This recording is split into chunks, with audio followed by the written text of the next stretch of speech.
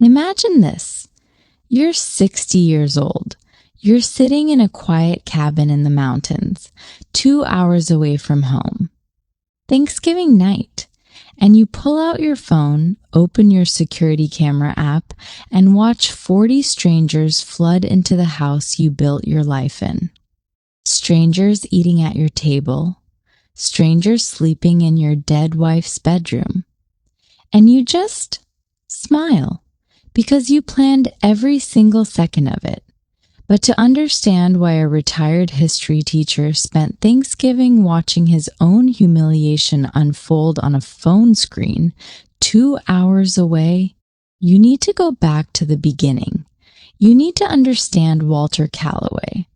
Walter was not a complicated man. 60 years old, retired high school history teacher. 32 years in the same classroom, teaching kids about the fall of Rome and the rise of revolutions, while his own life remained beautifully, stubbornly small. He lived in a 4-bedroom house in Los Angeles.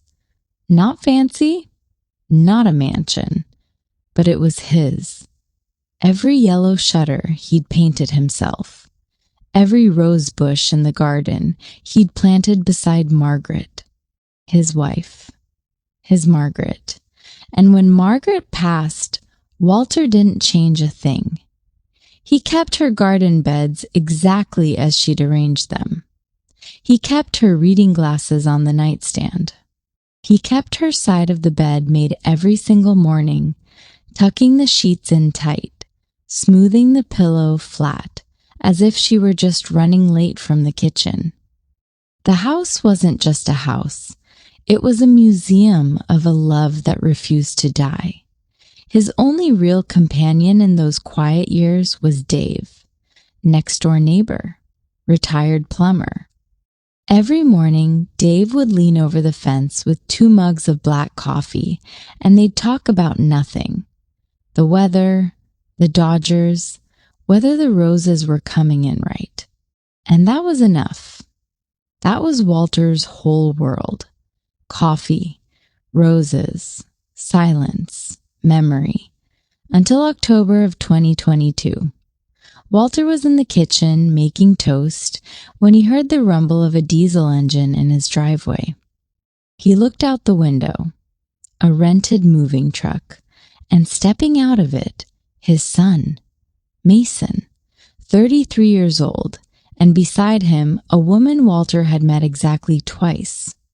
Brianna, Mason's wife, a social media influencer, 30,000 followers, ring light permanently attached to her phone. Mason walked up the front steps, hugged his father, and said the words that would unravel everything. "Dad, we just need 6 months. Just 6. We're saving for a down payment on our own place. We'll be out of your hair before spring. I promise." Walter looked at his son. Looked at Brianna, who was already filming the house exterior on her phone, narrating the cozy vibes to her audience. Walter looked back at the empty side of the bed upstairs, Margaret's side, and he thought, what would she say? She would say, "He's your boy, Walter. Open the door." So Walter opened the door, and the first 2 months, they were fine.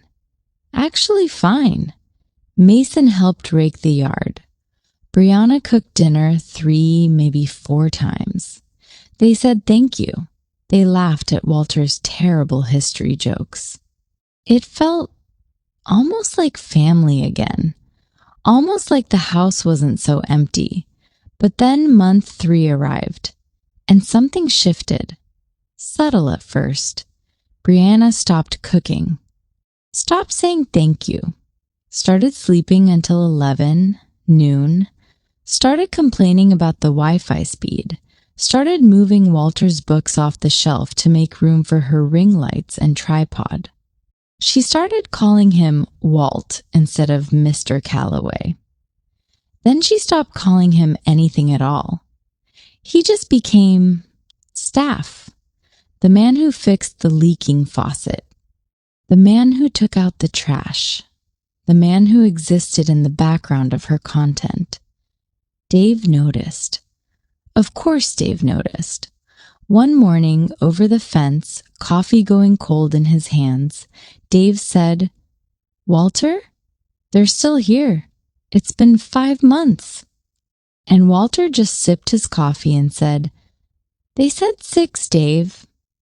And Dave shook his head and walked away. 6 months became 7. 7 became 9. 9 became a year. The guest bedroom became their master suite. Walter's study became Brianna's filming studio. The garage? Storage for her brand deals, her packages, her endless deliveries. Walter was living in 1 bedroom of a 4-bedroom house. In his own home. In Margaret's home. But that wasn't even the worst part. The worst part came in the fall of 2023. Walter was at his kitchen table, sorting through mail, when he opened a bank statement, and his hands started to shake. Because there, in black and white, was a withdrawal from his retirement savings. A large withdrawal, not a fee, not a transaction he recognized, a withdrawal he never authorized. He flipped the page, another, and another. Thousands of dollars. Gone. Siphoned out over months. Quiet, surgical. And the only other person with supplementary access to that account was his son. Walter sat at that table for 45 minutes. Didn't move. Didn't cry. Just stared at the numbers. His retirement, his future, his security, funneled out of his account like water through a crack he never knew existed.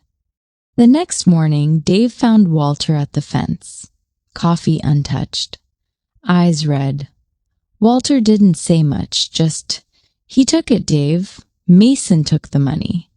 And Dave put his hand on Walter's shoulder and said nothing. Because what do you say to a man who just realized his son is a thief? And then, 2 days later, Walter hears the engine, looks out the window, and Mason pulls into the driveway in a brand new black luxury SUV. $80,000. Gleaming. Enormous. Mason steps out, grinning, and says, "Dad, check it out. Company bonus. Hard work pays off, right?" Walter smiled, nodded, said, "Congratulations, son." And then he went inside, pulled out the bank statement, pulled out the purchase paperwork he'd spotted on the kitchen counter. Cross-referenced the dates, the withdrawal, the down payment, the same week, the same amount, his stolen money, sitting in his driveway, wrapped in black leather and chrome. Walter Callaway, retired history teacher, sat down in his armchair, looked at the photo of Margaret on the mantel, and said, quietly, "All right, that's enough." He picked up the phone, dialed a number he hadn't called in years. Phil Hartman, his attorney, and Walter said 5 words that changed everything. "Phil, I need them gone." Phil Hartman had been Walter's lawyer for 20 years. Estate planning, wills, the boring, sensible stuff. But when Walter explained what had happened, Phil went quiet for a long moment. And then he said, "Walter, in California, you can't just tell them to leave. Even family, even in your own home. Once they've been there this long, they're legal tenants. You need a formal 60-day written notice, certified, signed, no shortcuts. 60 days. Walter closed his eyes. 60 more days of Brianna rearranging Margaret's garden. 60 more days of being invisible in his own home. But he nodded. "Do it, Phil. Do it today." Phil drafted the notice. Formal, legal, citing California tenant law, And on October 3rd, it was delivered. Certified mail. Mason signed for it. His signature, right there on the receipt. Deadline, December 2nd. 60 days. The clock was ticking. But here's the thing. Here's the twist that Walter didn't know yet. Mason took that envelope, looked at it, read the words, "Notice to vacate," and then he slid it into a drawer. Didn't tell Brianna, didn't mention it, didn't pack a single box. He just buried it and went back to watching television, as if the law didn't apply to him, as if his father would forget, as if December 2nd would simply not arrive. And Brianna? Brianna had bigger plans, because Thanksgiving was coming, and Brianna saw Thanksgiving not as a holiday, but as a content opportunity, a brand moment, a chance to post the perfect hostess with the mostest video for her 30,000 followers. So she did what Brianna always did. She planned something enormous, without asking, without permission, without a single thought for the man whose home she was commandeering. 40 guests, 40 relatives, cousins, aunts, uncles. People Walter had never met. People who thought, apparently, that this was Brianna's house, that she was the one hosting, that Walter was just the help. 4 days before Thanksgiving, Brianna walked into the kitchen, slapped a piece of paper on the counter. A grocery list. Not a list, a manifesto.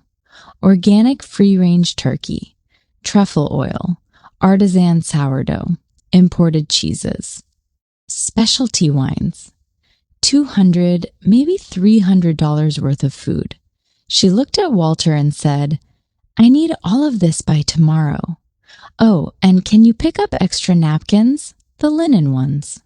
Walter looked at the list, looked at Brianna, and for the first time in 2 years, he didn't nod. He didn't shuffle to the car. He didn't play the part. He folded the paper, set it back on the counter, and said calmly, "No." Brianna blinked. "What do you mean, no?" "I mean, no, Brianna. These are your guests. This is your event.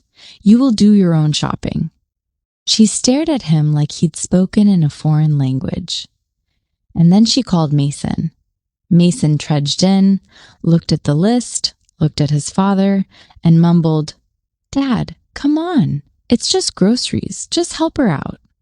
Walter looked at his son, really looked at him, and said, "No, Mason, it's not just groceries. It's 2 years of just groceries. 2 years of just this, just that, just you, just him. Just do it. Just go. Just stay quiet. I'm done." And then Walter did something he'd been thinking about for weeks. He picked up the phone, called his bank, and said, "Cancel the supplementary credit card, the one linked to the secondary user. Yes, effective immediately." The card Brianna used for everything. Groceries, online shopping, brand supplies. Gone. Just like that. But Brianna didn't know that yet. Oh no, Brianna grabbed her keys, grabbed her reusable designer tote bags, and announced to the room, "Fine, I'll do it myself. I'll go to Whole Foods, and I'll make the most beautiful Thanksgiving spread this family has ever seen." She walked out the door like she was entering a stage, confident, radiant, untouchable, and at Whole Foods she filled not one, but 2 shopping carts, piled high. Specialty items, premium cuts, the works. She was narrating to herself, planning her video, already hearing the comments. Thanksgiving spread by Bri Lives Large, link in bio. She rolled both carts to the register. The cashier scanned item after item. The total climbed. 200, 250, 300. Brianna tapped Walter's supplementary card on the reader. Declined. She laughed nervously. Tapped it again. Declined. She tried a third time. The cashier looked at her. The line behind her shifted, and then, from 2 registers down, a young woman gasped. "Oh my God, are you Lives Large? I follow you." Brianna froze, card in hand, red-faced. 2 overflowing carts. Declined. In front of a follower, in front of everyone. She tried one more time. Declined. She had to abandon the carts, walk away, leave $300 worth of truffle oil and artisan cheese sitting under fluorescent lights. Her follower watched the whole thing, phone half raised, and Brianna walked out of Whole Foods with nothing. She drove home, stormed through the front door, found Walter in his armchair, reading, and screamed, "You deactivated the card! You did this on purpose!" Walter didn't look up from his book. "Yes, I did." And that was it. No argument, no apology, no negotiation. Just the truth, spoken flatly, like a period at the end of a sentence. But the nightmare wasn't over. Because Thanksgiving morning arrived, and Brianna still had 40 guests coming, and no food. Mason spent 5 hours driving around Los Angeles, every grocery store, every market, every butcher. Turkey? Sold out. Cranberries? Gone. Every store picked clean by every other family in the city. He drove home empty-handed, walked into the kitchen, and said, "I got nothing." Brianna's face went white. Guests arriving in 2 hours. No food, no plan, no backup. And then, in the middle of the chaos, in the middle of Brianna pacing and Mason staring at the floor, Walter walked into the kitchen, calm, unhurried, wearing his good jacket, carrying a packed travel bag over his shoulder. Brianna stopped pacing. "Where are you going?" Walter set the bag by the door. "Ojai, Coach Bill's cabin. I'm spending Thanksgiving with an old friend." "You can't leave. I have 40 people coming." Walter zipped his jacket, looked at Mason, and said, "You're 33 years old. You have a house. Well, you have a house for 59 more days. Figure it out, like a grown man." He picked up his bag, opened the front door, stepped out. A car was waiting. He got in. The door closed, and Walter Callaway drove north, toward the mountains, toward silence, toward a friend who would pour him whiskey and ask about football, and never, ever ask him to sleep in the garage. Because that was the other thing. 2 nights ago, Mason had come to Walter's bedroom and said, sheepishly, "Dad, Brianna's parents are coming, and, could you maybe sleep in the garage just for the weekend so they can have the master bedroom?" Walter had looked at him, Margaret's bedroom, Margaret's bed, and he'd said, "No, Mason, but I'll make other arrangements." And those arrangements were a packed bag, a waiting car, and a 2-hour drive to peace. The highway stretched ahead, sunset bleeding orange across the windshield. Walter drove in silence for about 40 minutes, and then, curiosity getting the better of him, he pulled into a rest stop, poured himself a thermos of coffee, sat down, and opened the security camera app on his phone. And there they were. Cars, dozens of them, rental cars mostly, pulling into his street, parking along the curb, doors opening, people stepping out, aunts, uncles, cousins, children, 40 of them, streaming toward his front door like a parade he never authorized. He watched, sipped his coffee, and waited. The door opened. Brianna greeted everyone with her influencer smile, wide, bright, performative. "Welcome, welcome! Come in, make yourselves at home." And they flooded in, filled his living room, filled his kitchen, touched Margaret's things, sat in Walter's chair, and then Mason, bless his foolish, proud heart, tried to make an impression. He walked outside with a few of the uncles, pointed at the black luxury SUV in the driveway. "Yeah, company bonus," he said, echoing the old lie. But someone said, "Hey, give us a ride. Show us what it can do." Mason got in. Turned the key. Nothing. He tried again. Click, click, click. Dead battery. The $80,000 monument to his betrayal sat in the driveway like a paperweight. Uncle Ray leaned over, looked at the dashboard, and said, loud enough for everyone to hear, $80,000 and it can't even start? What'd you buy it for, Mason? The cup holders. Laughter. Awkward, cruel laughter. Mason's face went red. Inside, the relatives settled in, looked around.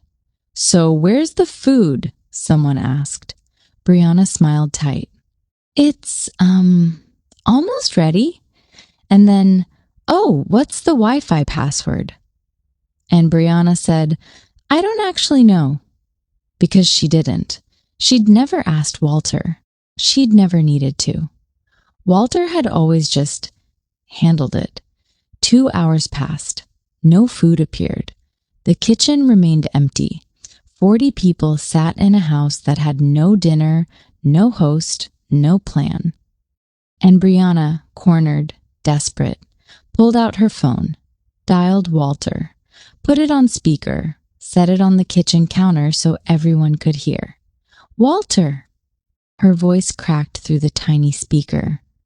"Where are you? You ruined this. You ruined my Thanksgiving. You need to come home right now and fix this." Silence on the line. Then Walter's voice. Calm. Measured.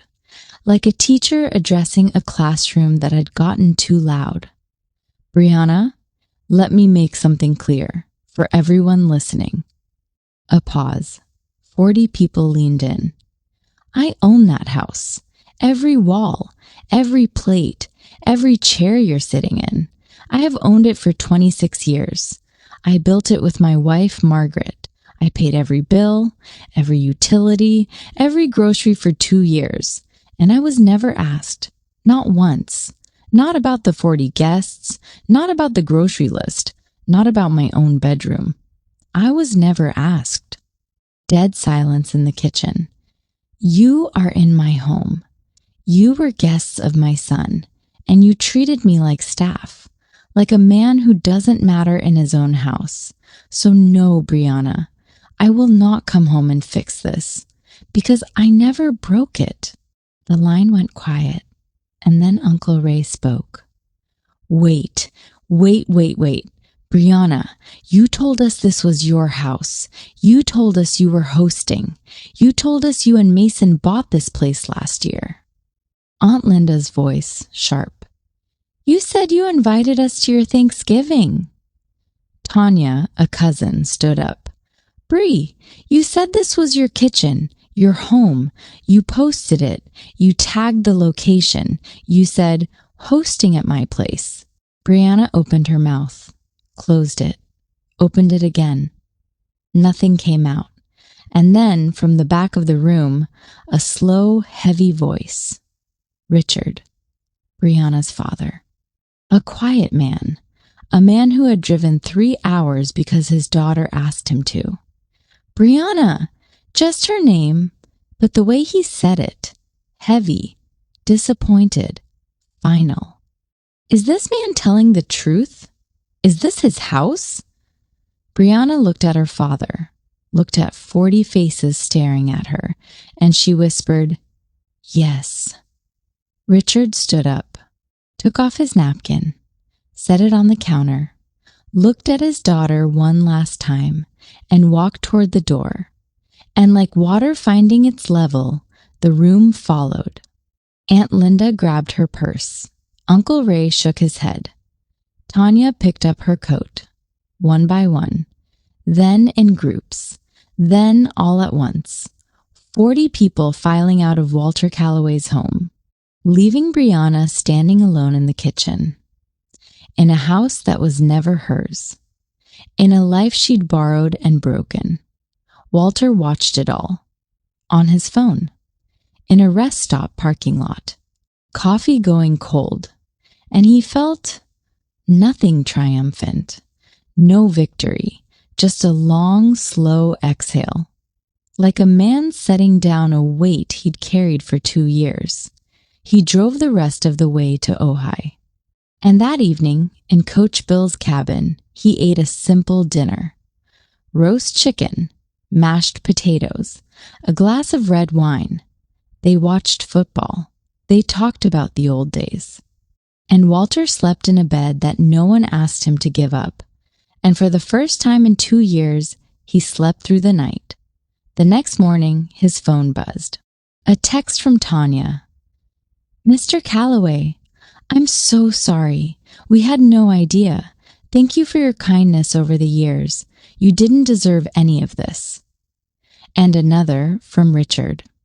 "Walter, I owe you an apology and a thank you for raising Mason the way you did, even when he forgot. I'm sorry for what we put you through."